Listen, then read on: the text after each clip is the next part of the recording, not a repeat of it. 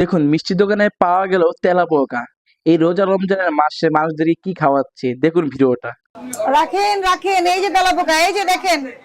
কি কি বলেন? এটা কি দেখছেন? তেলাপোকা? এই এই যে যে তেলাপোকা। তেলাপোকা, এই যে এহ, পুরা এই যে দেখছো? বড় বড় তেলাপোকা এই মনে হচ্ছে দেখি। ডাস্টবিনটা এখানে আনেন, সব ফেলেন, এই সব ফেলেন। আহারে, ভর্তি এটা তেলাপোকা, পুরোটা পরিষ্কার করবেন, রোজা এক্ষুনি রমজানের করবেন। এই যে মানুষ তেলাপোকা, এই কি যে দেখেন, এই খাইবো? যে এই দেখেন এই যে তেলাপোকা যায়, তেলাপোকা যায়, দেখছেন? এই তেলাপোকা কারখানা এখানে। ওই এই যে যে নিচেও তেলাপোকা দেখো, যায়। ওই যে। আপনারা তো সিনেমা দেখছেন, এই দোকান থেকে মিষ্টি কেনার সময় অবশ্যই আপনারা এই দোকান থেকে আপাতত আর মিষ্টি কিনবেন না। আমি একদম ঠিক নিষেধ আছে। করেছি, মিষ্টি আপাতত প্রোডাকশন আপনি খাবেন খাবার, তো এটা আপনি সব আগে ডাস্টবিনে দেখলেন না ফালা কেন? দিচ্ছে। এটা খাবেন না, ডাস্টবিনে, ডাস্টবিনে, সব ডাস্টবিনে। এদিকে আনেন।